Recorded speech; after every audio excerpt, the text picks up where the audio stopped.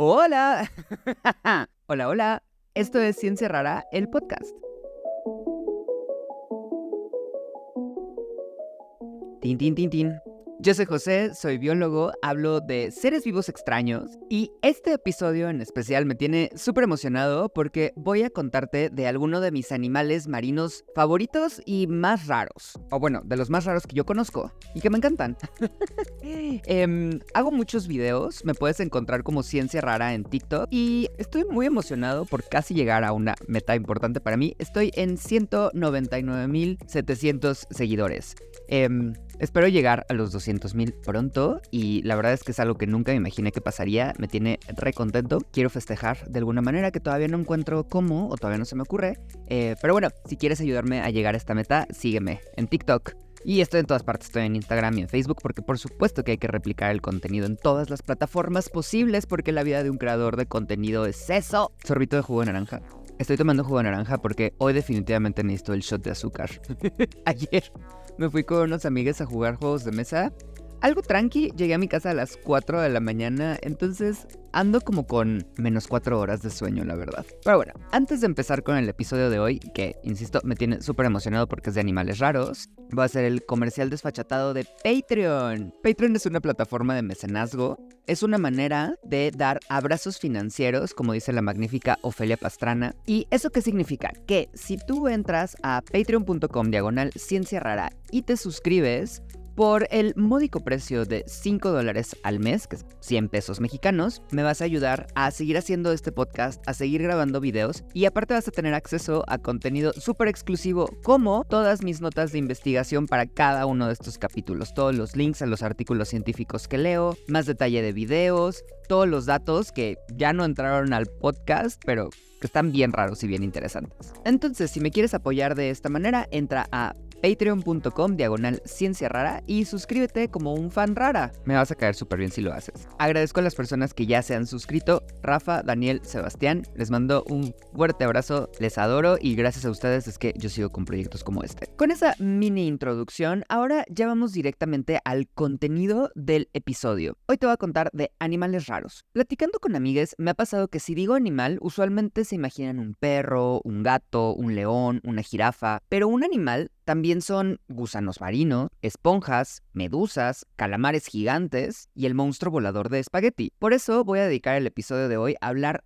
todo sobre animales. Vamos a empezar primero con unas noticias raras sobre la misteriosa temporada de arañas violinistas, qué le pasó a Charlotte la mantarraya, la enfermedad de Lyme en México, la misma que tiene Thalía, y luego una sorpresita que me encontré en Facebook. De ahí entraremos directo a platicar qué son los animales. Porque tú y yo somos animales y realmente somos un grupo súper chiquito a comparación de todo lo demás que existe en este planeta. Y aclarado eso, te enseñaré mis animales favoritos marinos que son rarísimos. Así que empezamos con este episodio de Ciencia Rara, el podcast. Una vez más en México hay pánico por las arañas violinistas. Porque ya empiezan a salir un buen de noticias diciendo que la temporada de arañas violinistas ha llegado. Si fuera temporada de huracanes. Y a ver, directamente voy a decir que la temporada de arañas violinistas no existe. Justo en esta nota, Diego Barrales, que es el creador de Aracnocosas, por favor, si no conocen su cuenta, vayan a seguirla a Twitter. Es una cuenta dedicada a identificar especies de arañas a través de fotos que le mandan los usuarios. La verdad es que la chamba que hace Diego es impresionante, tiene un súper conocimiento en este grupo y él también dice de manera muy clara que la temporada de arañas violinistas nada más no existe. Las arañas violinistas sí son de importancia médica. Eso lo que significa es que si una de estas arañas te inyecta veneno, pues va a haber una reacción en tu cuerpo. Una reacción importante. Se llaman también arañas reclusas o arañas del rincón, justo porque usualmente las encontramos escondidas en estos lugares de nuestras casas. Y pertenecen al género Loxosceles. Hay varias especies dentro de este género y ahorita te cuento de eso. Entonces, en sus quelíceros, que son sus colmillitos, tienen un veneno muy potente, que bajo ciertas circunstancias muy específicas y extrañas puede ser letal. Pero lo importante acá es que justo se llaman arañas reclusas porque siempre quieren pasar desapercibidas. No es como que la araña te esté esperando debajo de tu almohada diciendo, te voy a picar. Estos arácnidos nos han acompañado desde siempre. Y de hecho, aquí en la Ciudad de México, que es donde yo vivo y desde donde estoy grabando este podcast, existe la Loxosceles tenochtitlán, que es una araña nativa de esta zona. O sea, siempre ha estado aquí, antes de que los humanos llegáramos. Y tampoco es que conozcamos a cientos de chilangos que han sido mordidos por esta araña. Lo digo así de claro porque algunos medios están diciendo que estas arañas invaden a la Ciudad de México. Y no, aquí siempre han estado. Solo que como en los últimos años se han hecho más virales, pues hemos aprendido a identificarlas mejor. Que sí tienen un cuerpo muy particular y a mí se me hacen hermosas, la verdad. Ahora, en nuestras casas, departamentos, oficinas, edificios, hay arañas. Son uno de los grupos de animales con los que convivimos día a día. En México se estima que entre 80 y 90 especies diferentes de arañas pueden vivir en nuestras casas. No que estén todas al mismo tiempo, pero nos las podemos encontrar en algún momento. Y eso no significa que nos vayan a atacar. Al contrario, las arañas, la verdad es que son bien chidas con nosotros, porque se comen a muchos otros organismos, como moscas, mosquitos y algunas polillas. Y también pueden ayudar a mantener lejos a chinches y alacranes. Así que, si te encuentras una araña en tu casa, no entres en pánico. Si simplemente la ves ahí, mi recomendación es que trates de tomarla con un papelito y la pongas en alguna planta fuera de tu casa. Aunque, ya recomendación personal, si te encuentras una araña patona, esa ni la muevas. Es una gran amiga. En mi departamento pasado justo había una araña patona en la cocina. La veía todas las noches y yo sé que se comía muchísimos mosquitos evitando que me picaran. Esas son chidas. Pero bueno, si ves una violinista u otra araña que no conoces, lo ideal simplemente es sacarla. Entiendo que luego las encontramos en lugares inesperados y cunde el pánico por lo que pisotón. No te voy a decir cómo utilizar la fuerza de tus pisotones, solo que igual y no siempre está necesario. Pero regresando a la araña violinista, esta araña tiene un veneno necrótico. Eso quiere decir que mata los tejidos. Pero ¿cuándo inyecta este veneno? Cuando de alguna manera nosotros la molestamos. Desafortunadamente sí, a veces la araña se mete en uno de nuestros zapatos, pues porque es un lugar resguardado donde piensa que puede estar en calma y ¡pum! Pie. Pero a veces también pasa que nos encontramos la araña y ahí andamos picando. Solo ataca para defenderse. Y de hecho hay muy pocos animales que atacan a los humanos nada más porque sí. Y justo como solo ataca para defenderse, su mordida no siempre es tan complicada. De hecho, entre el 84 y 90% de los accidentes con loxoceles, o sea, la araña violinista, solo se clasifican como cutáneos, o sea, te inyecta un poquito de veneno en la piel. Puede ser doloroso, sí hay que monitorear la herida y lo mejor es que siempre te la vayas a atender con personal médico. Pero en estos casos los síntomas desaparecen entre 4 y 5 días, tu vida nunca está en peligro y todo se queda en una lesión superficial, porque justo fue una mordida que nada más penetró las primeras capas de la piel. El problema está en el otro 10 o 15% de los accidentes, cuando la mordida inyecta veneno ya en capas mucho más profundas. Esto se llama loxocelismo sistémico, o sea que el veneno ya entra al torrente sanguíneo y se empieza a distribuir por el cuerpo. Esta sí es una forma bien grave y aquí están en riesgo de decirle bye bye al plano terrenal, porque el veneno puede afectar los riñones y causar problemas mucho más grandes. Pero insisto, esto pasa bien rara vez. De este pequeño porcentaje de accidentes más graves donde el veneno justo ya puede entrar al torrente sanguíneo, solo un cuarto de ellos están en riesgo de muerte. Pasa de manera tan rara que de hecho casi no se registra. Sí, estaría mucho más cool que en México hubiera registros epidemiológicos confiables sobre mordeduras de araña violinista. Las cifras que encontré es que en promedio hay unas 100 mordeduras al año, pero totales, tanto de las superficiales como de las más profundas. Aunque esto significa que 100 personas al año se la pasan mal en un encuentro con la araña violinista, ya si lo vemos a nivel de población, no es tanto. Por lo que no es que tú estés en peligro de ser atacado en la temporada de arañas violinistas. Ahora, ¿por qué dicen que hay una temporada? Que ya te dije, las arañas están aquí todo el tiempo. Solo que en primavera y verano hace calor. La mayoría de arácnidos es más activo cuando hace calor. El frío les aletarga y el calor les da un poco más de energía. Entonces igual y se mueven un poco más por nuestra casa y así es como las vemos. Pero no es que haya una temporada para la que se preparan y afilan sus colmillos para morderte. La mordedura de esta araña es únicamente en defensa propia. Algo súper importante, si tú convives con niños, cuéntales que si se encuentran una araña, pues tengan cuidado y no la agarren y empiecen a jugar con ella. Desafortunadamente, muchísimos casos se presentan justo en niños que agarran las arañas y dicen, mira qué divertido, y pum, las muerden. Solo hay que tener cuidado cerca de estos animales, pero que no cunda el pánico. Y aprovecho para decir que lo mismo con las viudas negras. De hecho, junto a las arañas violinistas, las viudas negras son las otras arañas con más importancia médica en el país. Igual estas también son un poco más fáciles de reconocer por su cuerpo negro y su marca roja en el abdomen, pero mi recomendación general es la misma. Si encuentras una araña en tu casa, trata de sacarla y no juegas con ella. Y si tienes duda de qué tipo de araña te encontraste, mándale una foto a Diego Barrales en Aracnocosas para que te ayude con la identificación. Dicho todo esto, nos vamos con la segunda noticia de la semana, que esta... Ay, sí me entristeció un poco. Charlotte, la mantarraya, se ha desuscrito de la vida. Si no conoces la historia de Charlotte, te la cuento rápido. Es una mantarraya que vivía en un acuario en Carolina del Norte de Estados Unidos. Esta mantarraya era la única de su especie en un tanque junto a tiburones. Y un día, el personal de veterinaria del acuario dijo, parece que está embarazada. Pero está embarazada sin pareja. Se empezó a especular un buen. Porque primero, la teoría conspiranoia del internet era que esta mantarraya fue fertilizada por alguno de los tiburones, entonces íbamos a tener algún híbrido nuevo y nunca antes visto por la naturaleza.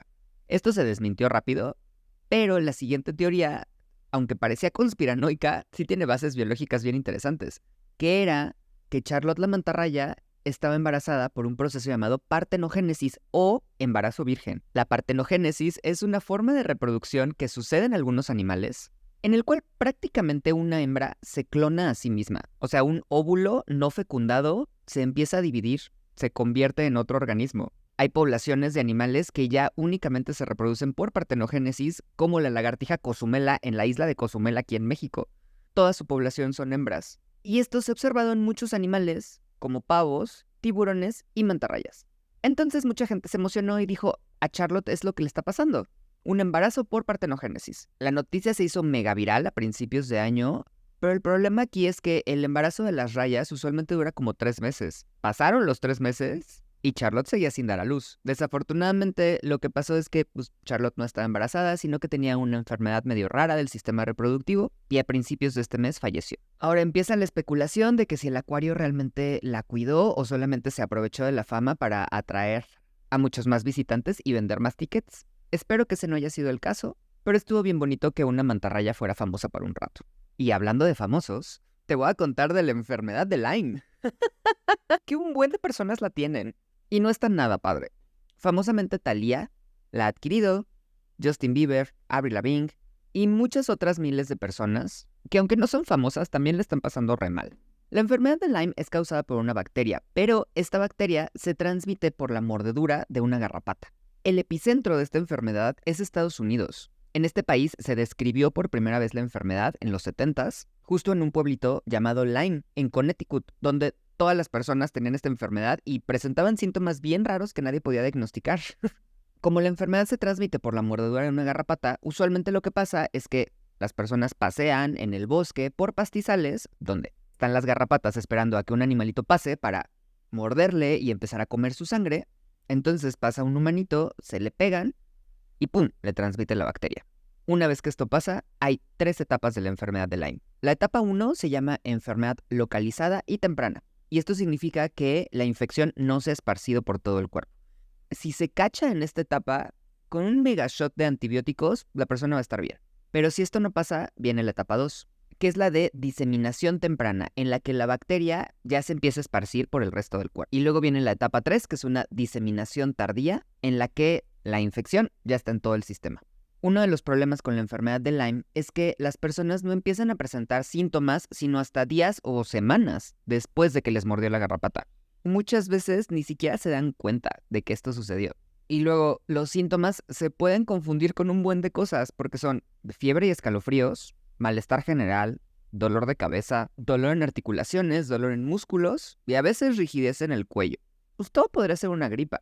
En algunos casos se presenta una erupción en la piel bien rara que es de forma de escarapela o de tiro al blanco, donde hay una mancha roja central y después aros rojos concéntricos. Como los síntomas se pueden confundir con muchas cosas, que aparezca esta mancha es algo muy bueno, porque así el personal médico pues con más facilidad puede diagnosticar enfermedad de Lyme. Solo como el 40% de las personas infectadas la presentan. Entonces, en muchos casos la persona se siente mal, va al doctor, pero es muy raro llegar a un diagnóstico certero, o muy complicado más bien. Por lo que en muchos casos se llega a la etapa 2 o a la etapa 3, donde ya las cosas se complican. Puede haber parálisis facial, problemas cardíacos, dificultad para respirar. Y en la etapa 3, que sucede meses o hasta años después de que la infección empezó, hay movimiento muscular raro, hinchazón de las articulaciones, debilidad general, problemas del habla y hasta problemas cognitivos. Luego, para ponerse más complicado, no hay una prueba de laboratorio para hacer un diagnóstico definitivo. Entonces, que una persona llegue a una etapa 3 de enfermedad de Lyme, o sea, una diseminación tardía, no es porque no se cuide, sino en muchos casos, y que ha de ser súper frustrante, la persona ha ido muchísimas veces con personal médico, pero pues nada más no le atienden al diagnóstico, porque estos síntomas se pueden confundir con 1000 cosas. Una gripe, artritis, otro tipo de infecciones. La ventaja acá es que en todas las etapas, un tratamiento con antibióticos funciona. Obviamente varía la dosis y el tiempo que la persona tiene que estar tomando estos medicamentos, pero casi en todos los casos se ve una mejoría después del tratamiento antibiótico. Ahora, te conté hace rato que la enfermedad de Lyme es nativa de Estados Unidos, es donde más casos diagnosticados hay, justo por eso hay muchos famosos de Estados Unidos que la han adquirido, pero en los últimos años se han empezado a encontrar algunos casos aquí en la Ciudad de México. El personal médico del Hospital General de la ciudad documentó en este caso clínico la historia de una paciente de 29 años de edad que adquirió enfermedad de Lyme en el bosque de Aragón. En este caso, ella sí recuerda un tipo de mordedura, aunque no encontraron la garrapata en su cuerpo. Ella tenía mucho dolor en uno de sus brazos, problemas digestivos y escalofríos sin fiebre, por lo que fue a urgencias, la trataron para los síntomas y la mandaron a su casa. Porque, insisto, los síntomas se pueden confundir con muchas cosas. Sin embargo, ella no mejoró, al contrario, a los 2 días se puso mucho peor y regresó al hospital. Sobre todo porque presentaba dolor en las articulaciones de las manos. De ahí le internaron, le empezaron a hacer un buen de pruebas y eventualmente le diagnosticaron enfermedad de Lyme. Lo bueno acá es que empezó con antibióticos y justo mejoró notablemente. Para cuando la dan de alta, prácticamente ya no tenía síntomas. Pero este es un llamado bien importante a hacer conciencia de que esto nos puede pasar, porque aparte aquí en la Ciudad de México estamos rodeados de bosques y es bien típico que nos vayamos a la Marquesa, caminemos entre las plantas y se nos peguen garrapatas. O sea, tampoco estoy diciendo que estemos llenos de estos bichos, pero muchas veces nos muerden y comen nuestra sangre sin que nos demos cuenta. Se quedan ahí un ratito pegadas, se llenan y dicen bye bye. Tú nunca la viste, pero pum, te dejó bacterias de Lyme.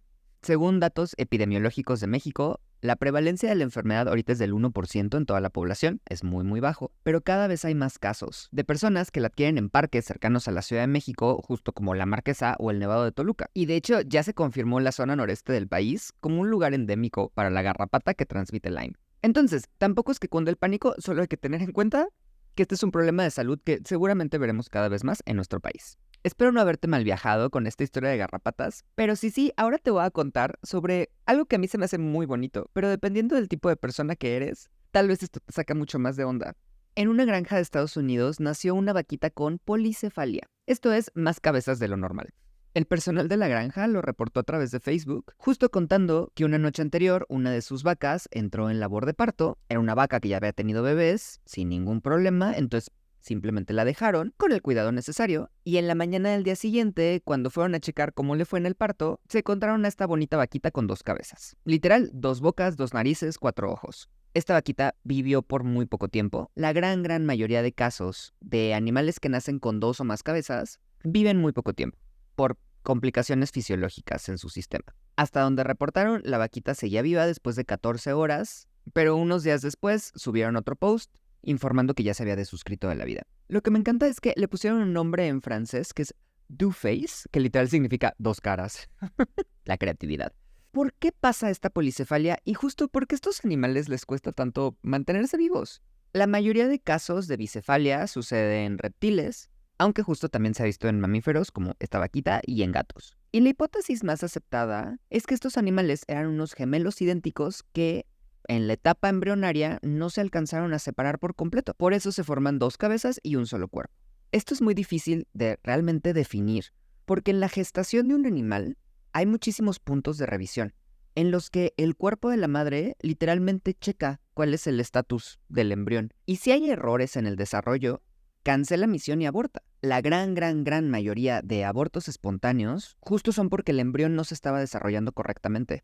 Y esto es una súper estrategia, porque ¿para qué invertir toda la energía de un embarazo completo en un animalito que nada más no va a sobrevivir. Entonces, que lleguen a término y nazcan animales como esta vaquita es extremadamente raro. Y usualmente presentan problemas respiratorios, para comer, se les complica mucho la existencia. De hecho, de todo lo que yo he investigado, solo existe el caso de una serpiente de 2 cabezas que sigue viva, pero porque su dueño la cuida y le da de comer en la boca día con día.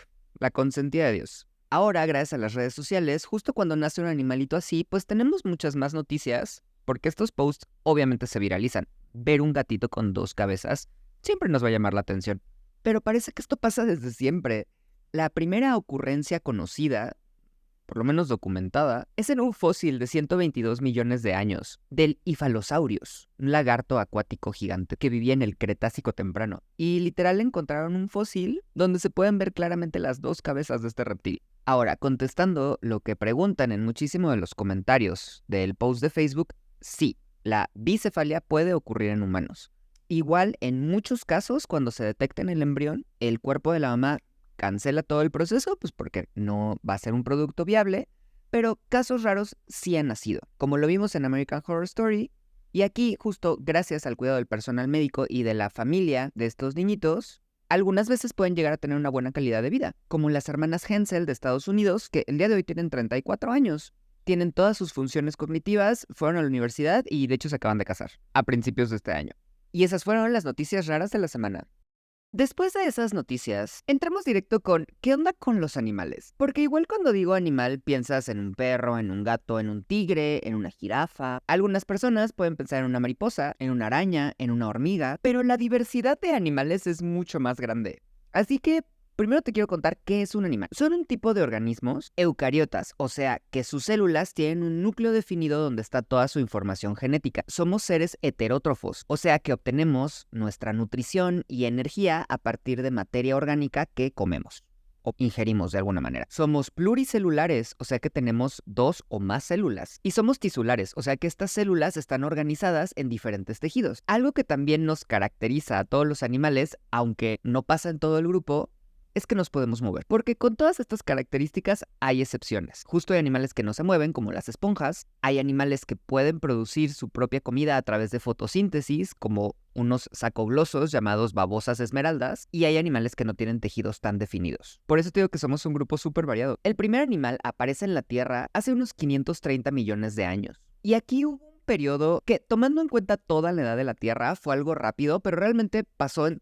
unos 40 millones de años, en el que este grupo de animales se súper diversificó y surgieron los ancestros de todos los grupos de animales que existen el día de hoy. Este proceso se llamó la explosión del Cámbrico. Y gracias a esto es que hoy tenemos muchos filos de animales. Y los filos son como estos grandes grupos en los que nos clasificamos. El más grande es el artrópoda, que tiene 1.200.000 especies descritas. Los artrópodos son animales invertebrados, o sea que no tienen un esqueleto interno como nosotros, sino que lo llevan por fuera, e incluye insectos, arácnidos, crustáceos y miriápodos, que son las mariposas. En número de especies descritas, después de los artrópodos, están los moluscos, con unas 93.000 especies. Los moluscos son un tipo de animal acuático de cuerpo blando y usualmente protegidos por algún tipo de concha. Moluscos famosos son caracoles, almejas, pulpos y calamares. Aunque en estos 2 últimos, los pulpos y calamares ya no tienen una concha externa, los calamares siguen teniendo el vestigio de una concha dura que se llama pluma y está dentro de su cabeza, los pulpos ya no tienen nada. Y después de los moluscos viene el grupo cordados, donde estamos nosotros. Este grupo tiene como 65.000 especies, pero aquí también hay de todo. Estamos los mamíferos, pero también hay peces, equinodermos, como las estrellas de mar, y muchos gusanos. Lo que nos caracteriza es que cuando somos embriones, o sea, este pequeño cúmulo de células dentro de la matriz de nuestra madre, tenemos una cosa llamada notocorda, que es como una varilla que corre dorsalmente por nuestro cuerpo, hecha de cartílago, y conforme en la que se van ordenando todos nuestros órganos. En algunos de estos animales se queda simplemente como esta varilla cartilaginosa. En nuestro caso es reemplazada por la columna vertebral. Entonces, estos son los grupos más grandes de animales, artrópodos, moluscos y cordados, pero fuera de eso hay muchísimos gusanos también que no tienen notocorda y otros animales como esponjas y medusas. Luego, regresando a los cordados, habemos un grupo más chiquito dentro de ellos que se llama vertebrados. Y aquí igual y ya empezamos a ver cosas más conocidas, como peces sin mandíbula, peces con mandíbula y tetrápodos, o sea, animales que tenemos 4 patas, 4 extremidades. Por ejemplo, anfibios como ranas, reptiles como tortugas, cocodrilos, todas las aves, todos los dinosaurios y los mamíferos. Que los mamíferos somos un grupo bien interesante porque nos caracterizamos por nuestra manera de comer al momento de nacer, y eso es a través de nuestra madre y de mamar leche de sus pezones. Dentro de los mamíferos también tenemos un buen de grupos, como los monotremas, donde están los ornitorrincos, los diprotodontia, donde están los canguros, los sirenios, donde están los manatís y los dugongs, los artodáctilos, donde están las jirafas y los delfines, y luego un grupo más chiquito donde están los primates y donde estamos nosotros. Todo animal al que le puedas decir chango es un tipo de primate. Tenemos a los lemures, a los cébidos, donde están los monos capuchinos, y también a los homínidos, donde están los gorilas y los humanos. Todos los homínidos somos un grupo de animales que nos parecemos muchísimo, tanto genéticamente como en toda la estructura y funciones de nuestro cuerpo. Aquí hay orangutanes, gorilas, chimpancés, bonobos y humanos. Tú y yo específicamente somos la especie Homo sapiens sapiens, pero no somos los únicos humanos que hemos vivido en esta tierra. Unos 18 tipos de humanos diferentes también han caminado por el planeta en algún momento, solo que ya están extintos y nada más quedamos nosotros. Y te cuento todo esto porque me súper interesa que conozcas la gran variedad de animales que existen y cómo nosotros entramos en esta super diversidad. Pero dicho todo esto, ahora vámonos con animales rarísimos que adoro. Empecemos con este pollo sin cabeza del fondo del mar, que se me hace un animal rarísimo. Realmente es un pepino de mar que vive en las profundidades de los océanos y ha desarrollado un tipo de aleta muy sofisticada que le ayuda a flotar. Su cuerpo es rojo o como rosa traslúcido y come desechos que están en el suelo marino. Los pepinos de mar, o también los holoturias, son un tipo de animal pariente de las estrellas de mar y los erizos. Hay una gran variedad de pepinos de mar en todo el mundo, pero algo bien interesante es su mecanismo de defensa. Cuando un pepino de mar se siente amenazado, puede expulsar parte de su sistema digestivo para que el predador se distraiga o se coma estos órganos y el resto del animal pueda huir, regresando al pollo sin cabeza del mar. Que a ver, este es el apodo que científicos marinos le han dado cada que se lo encuentran. Es un tipo de pepino de mar de aguas profundas. Puede vivir hasta 1 kilómetro de profundidad en los océanos, mide entre 11 y 25 centímetros y es bioluminiscente, o sea que produce su propia luz. Come los desechos que están en el suelo del fondo del mar y en menos de 1 minuto se llenan la boca de ellos y luego regresan a nadar. A mí se me hace un animal rarísimo y muy hermoso. Después de esta gallinita sin cabeza, nos pasamos al monstruo de espagueti volador. Que a ver, este monstruo o el Flying Spaghetti Monster es una deidad de una nueva religión que surge gracias al internet. Pero la verdad es que este animal sí parece como un bonche de espagueti simplemente flotando por el mar.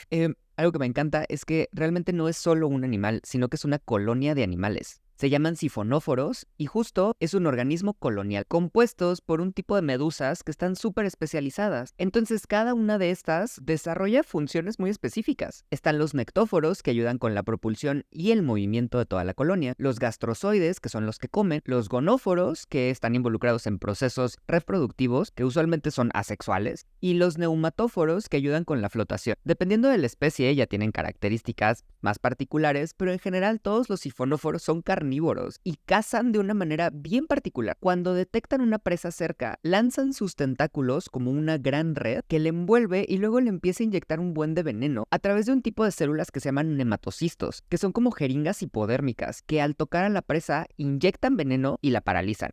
Después todos estos tentáculos llevan la comida a la parte especializada de la colonia para hacer comida y digerida. Regresando al sifonóforo monstruo espagueti volador, es una especie batipelágica, o sea que vive entre el kilómetro y los 4 kilómetros de profundidad debajo de la superficie del océano. Se ha visto en el océano Atlántico, pero también en el suroeste de África y en las costas de California en el Pacífico. El animal entero, tomando en cuenta sus tentáculos, puede medir como hasta 10 metros de largo. Y aunque no se sabe mucho de su reproducción, sí se ha documentado que este sifonóforo tiene un tipo de reproducción asexual, o sea que de alguna manera se clona a sí mismo. De verdad que se me hace un animal bellísimo. Y con esto nos vamos a otra preciosidad del fondo del mar, que es la esponja arpa. Pues es que literal sí parece como un arpa con sus cuerdas tensas sentadita en el piso del océano. Las esponjas son un tipo de animal muy primitivo, en el sentido de que sus tejidos son súper sencillos. Por ejemplo, si piensas en nuestra piel, pues hay muchísimas capas y cada una tiene una función diferente. En el caso de las esponjas, todo su cuerpo realmente solo tiene 3 capas.